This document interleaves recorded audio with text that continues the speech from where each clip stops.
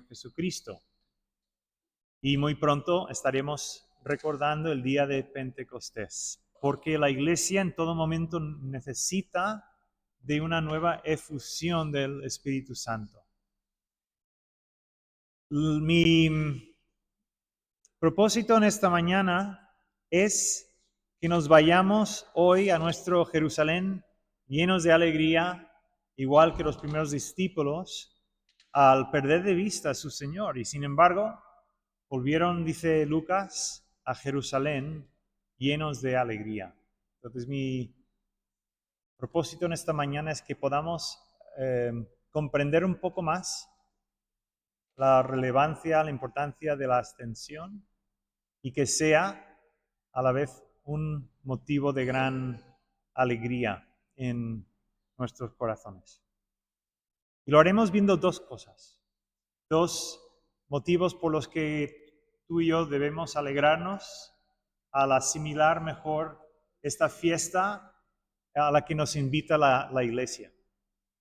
En primer lugar, porque la ascensión es la prueba definitiva de que después de las cruces de esta vida viene la corona. Después de las cruces de esta vida viene la gloria. Y la ascensión es por excelencia la prueba convincente de que vale la pena la esperanza que albergamos en nuestro corazón. Permitidme en primer lugar desmitificar una noción equivocada que a veces tenemos del cielo. A veces pensamos en el cielo un poco en clave el mundo de las ideas de Platón, ¿no? Es una realidad incorpórea de almas brincando de nube en nube. Esa no es la cosmovisión judía del cielo, para nada. El cielo es la tierra restaurada y planificada.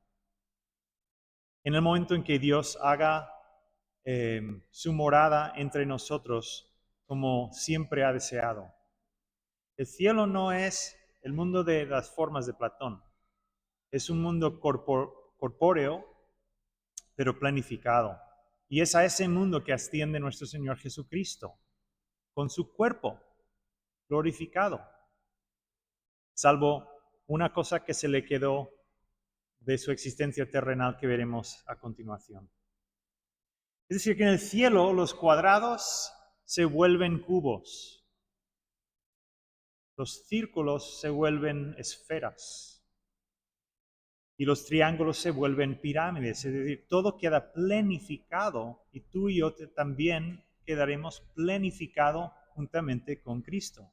Aquel que nació pobre en un pesebre, aquel que pasó la mayor parte de sus días en el anonimato del taller de carpintería de su padre, y aquel que murió asfixiado, clavado a una cruz romana, quedó compensado en la gloria cuando fue coronado Rey de Reyes y Señor de Señores.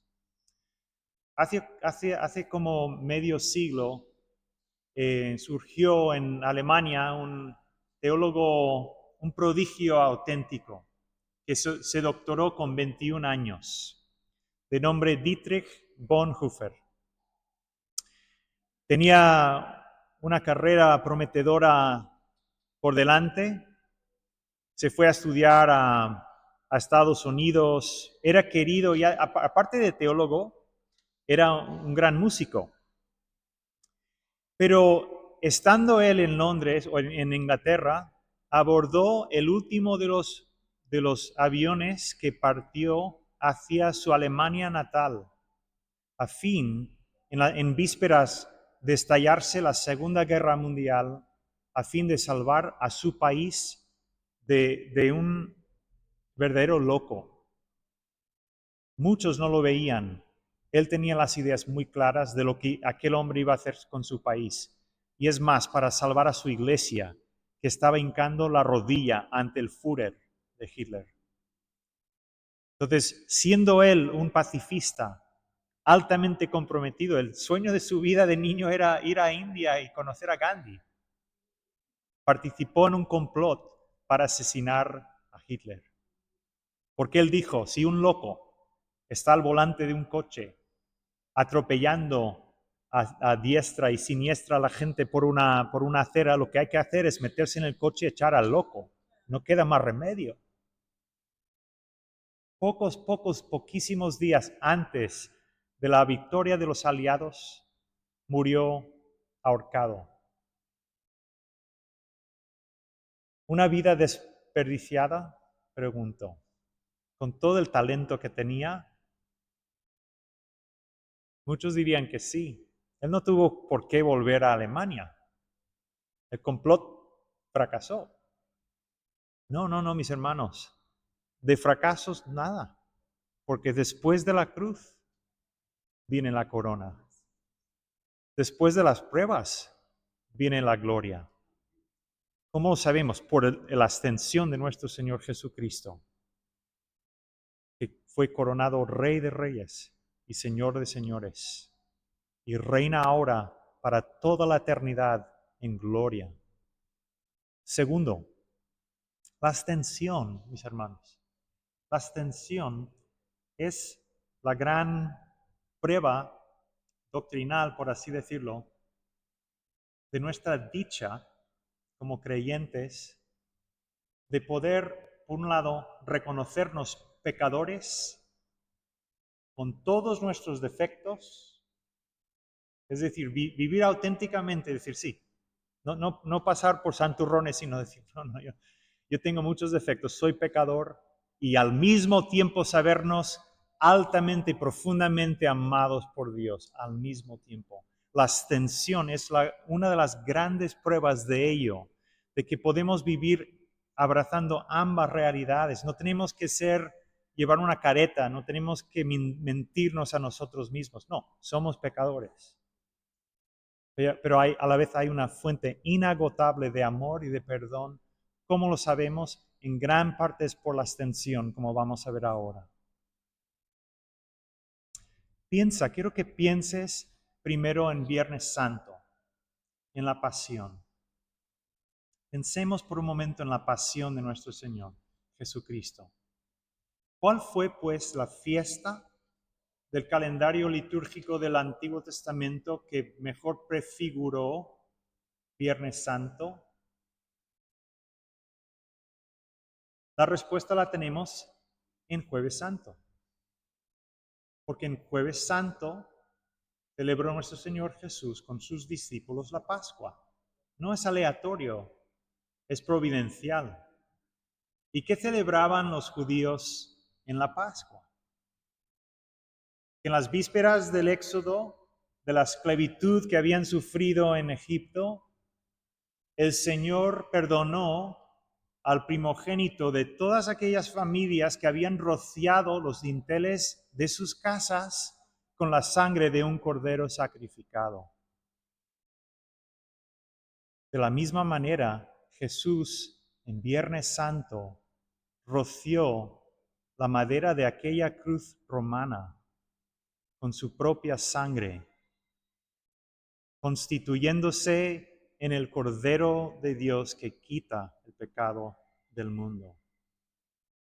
De tal manera haciendo paz entre nosotros y Dios.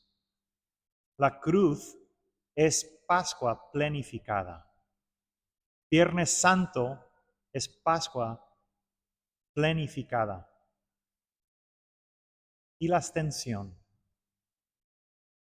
¿Qué fiesta, pues, del Antiguo Testamento prefigura la ascensión? Bueno, si bien Pascua se celebraba todos los años, el acontecimiento en sí tomó lugar una sola vez en la historia, una sola vez. Después conmemorado, pero el acontecimiento en sí una sola vez. Pero otra fiesta que se celebraba todos los años de forma reiterada fue el día de la expiación. ¿Cómo era el día de la expiación? Una vez al año, un solo sacerdote, el sumo sacerdote, entraba en el lugar santísimo del templo. ¿Con qué? Con la sangre de un cordero sacrificado pero esta vez para rociar el propiciatorio. El propiciatorio era por excelencia el lugar donde Dios se hacía más íntimamente y poderosamente presente en medio de su pueblo. ¿Por qué? Porque siempre ha sido el deseo de Dios de poner su morada en medio nuestro, así consumando su amistad con el ser humano. Y por excelencia, esa presencia se hacía, el Shekinah se hacía presente sobre el propiciatorio. Y era en ese punto donde el sumo sacerdote, una vez al año, entraba y rociaba el propiciatorio para así pagar por los pecados del pueblo. ¿Cuál es el problema? La sangre, los animales cuya sangre se rociaba, sus vidas eran de valor finito, un cordero. Y por tanto no podían quitar de forma perenne, de forma para siempre, el pecado del pueblo de Israel. Y es por eso que el autor de Hebreos, escuchad bien, y ahora vamos a vincular el día de la expiación y la extensión, dice lo siguiente. Lo voy a leer pausado. Esto es una maravilla. Porque Cristo no entró en un santuario hecho por manos humanas, copia del santuario verdadero, el del cielo, sino en el cielo mismo, para presentarse ahora ante Dios a nuestro favor. Él se ha manifestado una sola vez para siempre al final de los tiempos para quitar el pecado mediante el sacrificio de sí mismo, es decir, su vida sacrificada, que es de valor infinito y por tanto solo hacía falta una sola vez. Esto es la belleza de la ascensión, mis hermanos. Cuando Jesús, el verdadero sumo sacerdote, entró en el auténtico templo, no la réplica terrenal en medio del pueblo judío, sino el templo auténtico en los cielos, Él entró una sola vez, se presentó ante su Padre con su propia sangre y con sus manos clavadas para ofrecerse y convertirse en fuente inagotable de amor y de perdón. Ya no, y esto es importante, ya no en el tiempo y en el espacio como hizo en Viernes Santo, sino en la eternidad, O sea que Viernes Santo, ascensión, lo temporal se encuentra con lo eterno y se fusionan en un solo sacrificio para todos los tiempos, a fin de que tú y yo podamos tener una fuente inagotable de perdón de parte de Jesús. Entonces, y esto es muy bonito, que me ha llevado tiempo a entenderlo. Cuando la Biblia dice que Jesús vive para siempre, intercediendo por nosotros, es en este sentido, interponiendo sus manos clavadas a favor tuyo, a favor mío. No es intercediendo en cualquier manera, no. Es intercediendo en la eternidad a favor tuyo. Steve, wow, la he vuelto a pifiar. Ahí está mi sumo sacerdote interponiendo sus manos clavadas. Sí, pero. Yo morí por él. Sí, pero.